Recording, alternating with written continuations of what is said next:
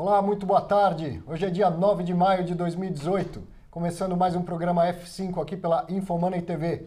Sempre falando de inovação, né? Coisas novas. E a gente tem falado de um tema aí que é chatbot, já falamos algumas vezes, né? Sim. Mas hoje a gente traz um olhar diferente, por dois motivos. Primeiro que é um olhar feminino, primeira vez que a gente recebe uma mulher aqui no programa F5, que nos deixa muito feliz. E segundo que das outras vezes a gente falou do chatbot, do olhar da empresa. Agora a gente vai olhar pela pessoa. Você gosta de falar com um robô? O que te incomoda quando fala com um robô?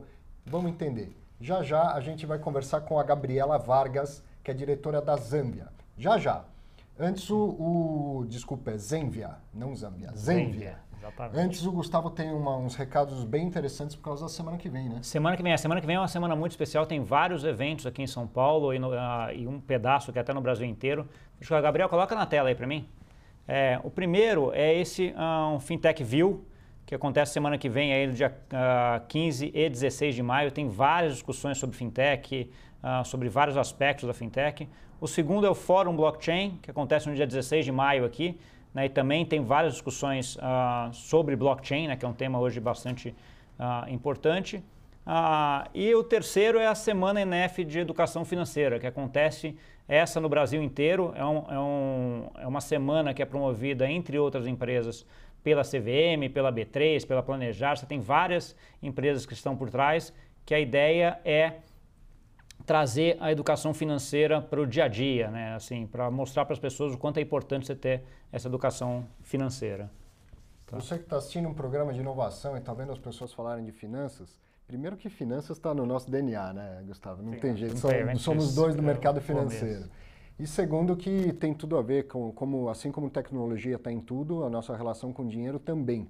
Vou aproveitar que o Gustavo falou da Semana ENEF. Na segunda-feira, dia 14, eu vou ter o prazer de mediar um painel chamado Tecnologias a Serviço do Seu Bolso.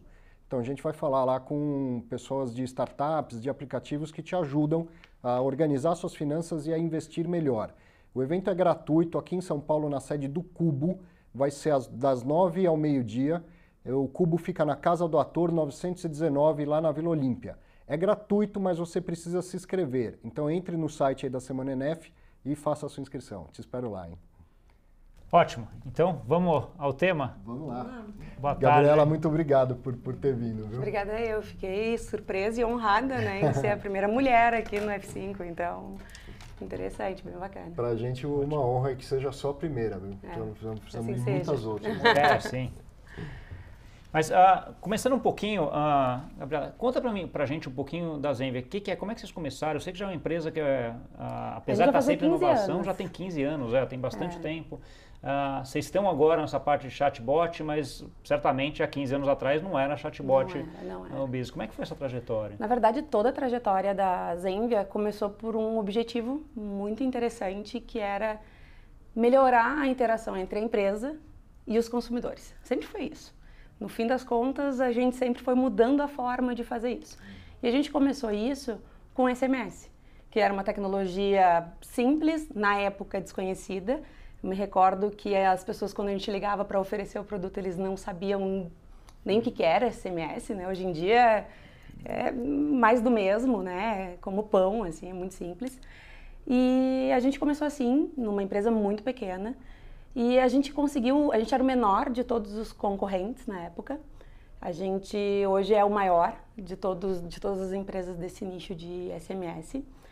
E ao longo desse caminho a gente foi conseguindo descobrir que não é a empresa quem manda nessa relação. Quem manda nessa relação é o consumidor. Há um tempo atrás, alguns anos atrás, a empresa definia sua estratégia e o consumidor tinha que ir até ela porque a informação era escassa. E hoje em dia, não. Hoje em dia, quem manda para onde a marca vai é o consumidor. O consumidor migrou do Facebook para o Instagram. Então, agora todo mundo tem que ir para o Instagram. Perfeito. Então, foi nesse entendimento do consumidor, que a gente fala, né, do consumidor 3.0, e por consequência, na adaptação que as empresas tiveram que fazer para lidar com esse consumidor, que surgiu essa ideia de ressignificar o nosso portfólio de produtos. Porque hoje a gente tem um grande número de empresas que a gente atende mais de 5.000 empresas. A gente faz mais de entre 300 e 400 milhões de interações com pessoas todos os meses, usando SMS. E a gente continua relevante o SMS? Muito, não para de crescer. Que legal. Ele cresce ainda. Impressionante. É impressionante. A impressão que eu tinha é que ele estaria numa descendente com a parte de chats, etc. Não, ele ainda é extremamente relevante porque é uma tecnologia de fácil acesso.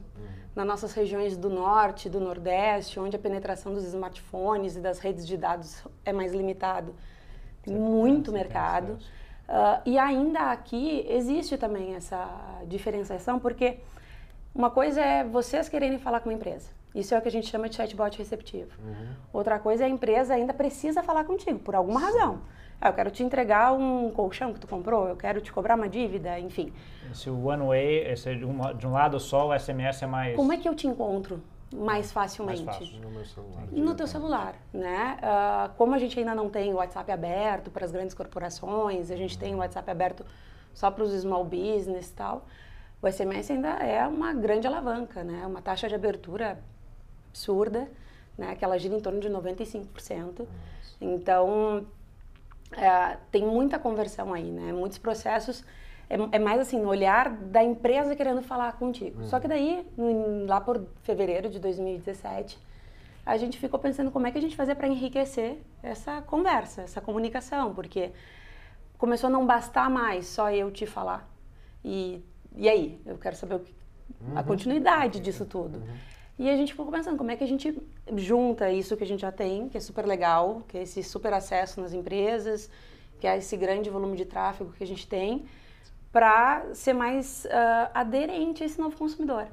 Inovação e tudo mais. Né? Exatamente. Então, a gente conseguiu perceber que se a gente criasse uma plataforma que fosse um hub desse universo que não para de crescer, né, de se transformar, porque não acaba nunca, né? Uma hora é Facebook, outra hora é outra coisa, e assim a gente tem que ir atrás.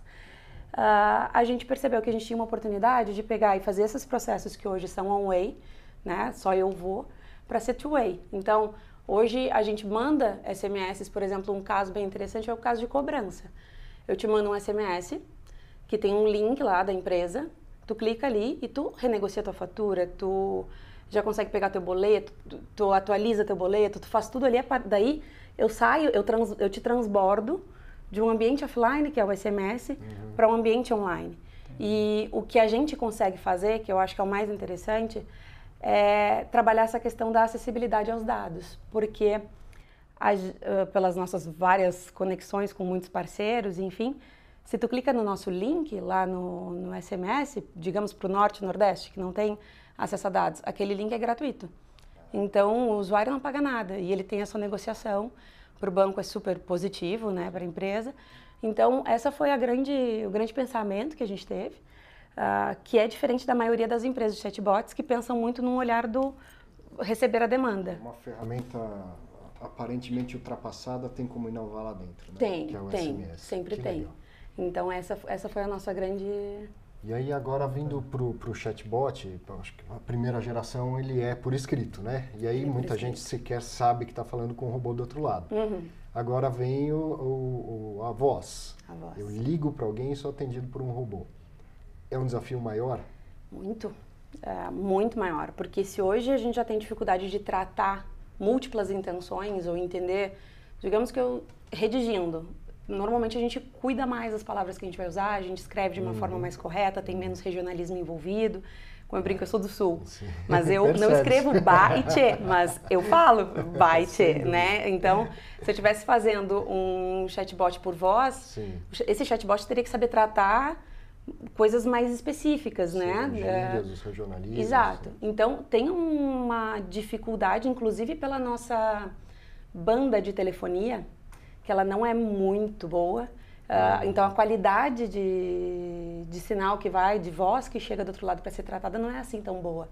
Então, eu tenho muito ruído, não é limpo, o que faz com que tu fale uma palavra, ele entenda uma outra coisa, enfim. Então, a gente tem muitos desafios, tanto de estruturação de dados do lado da empresa, quanto tecnológicos e de infraestrutura que a gente tem que vencer ainda, né, no Brasil e no mundo também. Não é fácil para nenhum lugar. Então, a gente ainda está iniciando essa onda dos chatbots por texto, que ainda engatinha, a gente tem muito para aprender, ainda mais quando a gente está falando de um chatbot que ele não é guiado, que a gente chama assim, por exemplo, tô falando contigo, tô te dando opções, isso é fácil de fazer em chatbot. Mas quando eu te faço uma pergunta e te dou a opção de tu escrever o que... Pode vir qualquer coisa e não necessariamente eu tratei isso lá na minha base de inteligência, né? Então, pensa eu ter que conseguir tratar tanto essas múltiplas opções de contextos e necessidades e tratar a voz em cima disso tudo. Então, acho que a gente ainda está, pelo Gartner, a gente ainda está longe disso acontecer assim, num modelo menos rocket science e mais real, gerando resultados, assim, então a gente está um pouquinho... Uma outra dúvida que eu sempre tenho, assim, a gente está falando com o chatbot, como é que você treina ele para estar falando com gerações diferentes? Então, assim, até pelas palavras e tudo, quando eu estou escrevendo, eu vou escrever de um jeito, quando eu vou falar de um jeito, minha filha de 10 anos vai falar e escrever de uma forma totalmente diferente. Sim. Tem como reconhecer isso e tratar diferente para que você venha informação mais fácil? Tem que literalmente treinar. A gente fez um teste lá na Zenvia. Além de conseguir treinar a forma de falar, tu também tem que treinar o robô para ele ser esperto, né? Saber reconhecer uma meia frase, um erro de português. Ele tem que ser treinado. Para um bot simples, tu já tem que conseguir... A gente fez um que era só de diálogo simples, assim, bom dia, qual é a temperatura? Ele era bem simples. A gente teve que fazer mais de 200 linhas de treino para ele. E ele era simples, então... Imagina, quando vai pro real, tu vai pro real, falando de múltiplas formas. Tem uma tecnologia que a gente está usando agora, que ela é um pouco mais simples, que ela é de pergunta e resposta, só que ela consegue identificar fragmentos da tua pergunta e ir lá na base de dados para ver se eu encontro aquele fragmento na minha base. Ela é mais simples, ela é bem efetiva, só que ao mesmo tempo eu corro o risco de tu tá querendo saber, tu tá me criticando, por exemplo, o seu preço está muito caro. E pelo fato de eu ter escrito preço, ele vai perguntar qual é o preço lá para a base de dados. Então, tu tem que negativar, é meio que a mesma linha de um AdWords, quando tu negativa palavras, é um pouco assim que funciona isso tudo, mas é complexo, não é simples. Por isso que a nossa sugestão é tentar usar essa parte de inteligência artificial onde realmente ela faz sentido.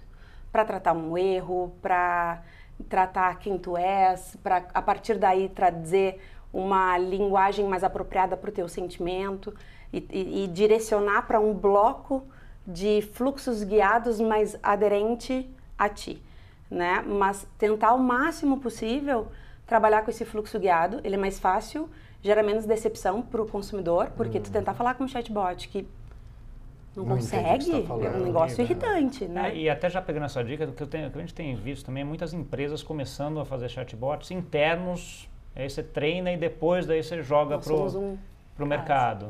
Né? Então, assim, essa talvez seja uma das formas mais comuns hoje que as empresas começam a fazer chatbot. Eu acho que tem duas coisas que a gente tanto observa quanto a gente vem sugerindo. Uma delas é essa, tu treinar dentro de casa. É porque você está mais protegido, você tá mais protegido. A gente, por exemplo, está fazendo um agora lá no nosso, que é nosso, de qualificação de leads dos nossos clientes, do site da Zenvia.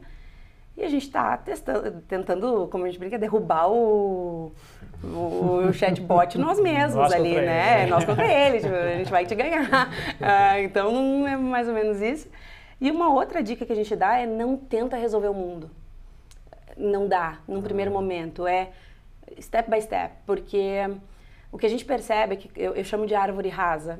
Quando tu tenta resolver todos os contextos, todas as intenções, pensa num contexto de e-commerce. Se eu tentar ter um chatbot que sabe vender celular, sabe vender secador de cabelo, sofá, né? Ele tem que saber muita coisa. O universo de conhecimento dele tem que ser muito vasto. Então, o que a gente sugere é, por exemplo, pega teu site, olha teu mapa de calor, vê quais são as partes de maior consumo, maior tempo de visita dentro de uma página, enfim. Olha aquilo ali, tá, então essa aqui é a página mais importante para eu colocar um chatbot. E ali tu faz um chatbot bem contextualizado, uma árvore longa, aprende aquele, melhorou aquele, porque não é a primeira vez que tu vai acertar. Na primeira vez a gente dá uma patinada. Mas precisa começar. Precisa começar. Precisa errar PDCA direto, né? A gente até tem um time lá na Zenvia que fica fazendo esse PDCA. A gente tem um cliente que está muito feliz com o resultado dele, que é 35% de retorno dos SMS que a gente disparou para um grupo a gente fez um piloto lá, a gente disparou SMS para confirmação de entrega. Tu vai estar em casa, tal, se você não tiver, ou estiver, clica aqui e vamos falar, né, pelo chatbot. Ele teve 35% de efetividade. O cliente achou ótimo. A gente não. A gente quer mais, né? A gente quer que chegue nos 45, nos 55 e a gente está lá com um time dedicado a fazer teste AB, qual é o ponto de fuga dessa conversa, onde é que o cliente desistiu dela, porque isso vai fazer com que a gente consiga ter aprendizado. É que nem fazer um site, né? Tentando olhar para um contexto mais antigo, tu faz um site, tu olha a navegação, vê onde é que o cliente sai, onde é que ele continua, onde é que ele converte. É a mesma lógica, a gente tem que conseguir ter isso e testar situações diferentes. Por exemplo, eu vou falar contigo de uma forma mais amigável ou de uma forma mais séria, enfim. Tudo isso tem diferentes conversões. Era isso que eu queria te perguntar do próprio olhar humano que a gente estava falando na abertura. Uma coisa é ele ser totalmente eficiente. Outra coisa é desligar. Então eu desligo o telefone e falo, resolvi meu problema. Outra coisa é resolvi meu problema e estou feliz, estou encantado, estou satisfeito. Como é que aprende a fazer isso? O robô já faz isso? A gente já está nesse... Ainda não. Não, ainda é um humano. Todo mundo sabe que está falando com o robô quando está falando com voz hoje. Quando está falando com voz? Sim, até porque a voz não é uma voz tão humana assim, né? Se tu falar com uma Alexia, por exemplo, que eu acho uma das melhores experiências, das que eu já experimentei, uma das melhores experiências, tu ainda sabe que tu tá falando com um robô. Tu ainda sabe que tu tem que falar pausadamente, tu ainda sabe que tu tem que falar perto do microfone. Então, não é tão fluido quanto falar com uma pessoa. Nosso grande desafio é conseguir fazer com que o cliente ele consiga resolver o problema dele fim a fim dentro da instância do chatbot. E esteja satisfeito. E esteja satisfeito. Essa busca da satisfação do cliente é uma coisa muito importante. A gente tem lá como hábito, a gente não cobra isso dos nossos clientes, porque o nosso modelo de negócio ele é pela conversa, independente da quantidade de linhas dessa conversa, justamente para a gente ter uma melhor experiência de usuário. Lá no final das conversas a gente coloca como foi a sua satisfação com essa experiência, você achou legal conversar com esse robô, enfim. Teve um que a gente fez essa pesquisa e 90% disse muito legal, foi ótimo. Então, tem alguns que não vai tão bem assim, mas tem casos e casos. E acho que depende um pouco até como eu estava falando das pessoas, né? Vou pegar o exemplo da minha filha, vou pegar o exemplo da pessoa mais velha agora, né? Então, assim, a pessoa mais velha às vezes quer conversar um pouco mais, quer um pouco mais de interação, bater papo, né? Atenção, não sei. Eu já resolvi o problema que a gente estava falando, vamos para a próxima. Eu não gosto de voz, eu prefiro... A Apple de vez em quando faz uns memes com a Siri, né? Tipo, no carnaval, pergunta para ela se ela gosta de samba. Isso viraliza, né? E acho que é uma maneira de ir fazendo a gente achar engraçadinho e falar com o robô, né? Deve ter alguma coisa por trás dessa estratégia. Mas, assim, eu não tenho dúvida de que isso é o futuro. Não tenho a menor dúvida. Acho que, como toda tecnologia, ele tem uma curva de aprendizado. E não é só de aprendizado de tecnologia. Eu acho que isso é o mais importante. É um aprendizado de negócio, porque a gente tem que conseguir... A empresa tem que se adaptar àquele novo mundo. Hoje em dia, tu ainda fala de chatbot, às vezes alguns acham, isso vai me dar mais custo no início, com certeza. Mas se tu pensar com médio prazo, ele vai te reduzir custos muito rapidamente. Ou a médio prazo você vai game over para sua empresa porque todo mundo está usando e você ficou para trás. Exatamente. Então tem uma questão dos early adopters, né? Aqui no Brasil os bancos estão sendo os melhores nesse momento, assim, tem mais dinheiro também, tem capital para investir nesse tipo de experimentação. O varejo ainda está tentando, mas ainda naquelas margens pequenas eles têm pouco para errar. Mas eu não tenho a menor dúvida de que o chatbot vai ser o nosso novo site. Já tem empresas que hoje substituíram seus sites por conversas guiadas, fica muito mais assertivo, eu consigo te converter com mais facilidade. A gente acredita nisso, né? Até tenho lá sacaneado com o meu time que a gente tem que ter um desses. Ótimo. Então chegamos ao final aqui, né? Passa rápido, né? Passa rápido. A gente vê, já passou, né? Eu falei que eu falava bastante. Bastante e bem, isso é o que mais nos importa. Né? Ótimo. Eu acho que é isso. Muito obrigado pela tua disposição, por ter vindo aqui dar essa aula pra gente de como é que funciona o chatbot e como é que vocês fizeram isso aí na Zenvia, de sair de SMS para ir, ou melhor, para ter o SMS também, mas ao mesmo tempo estar desenvolvendo uma outra coisa. Rentabilizar, né? Coisa em cima, então acho que é importante pra gente. E acho que é isso. Valeu. Valeu. Obrigado, volte. Obrigado. Vamos combinar mais vezes. Combinar mais pra frente. Agora convite. Eu ainda vou deixar o desafio com você, já fiz com os outros. Eu ainda quero entrevistar um robô aqui. Desafio lançado, tá bom? Vamos lá. Você vai gostar de assistir, né? Quem sabe, logo a gente vai conseguir isso aí. Por enquanto, a gente vai falando com os humanos, né? Vamos aprendendo. Grande abraço, até semana que vem. Tchau, obrigado.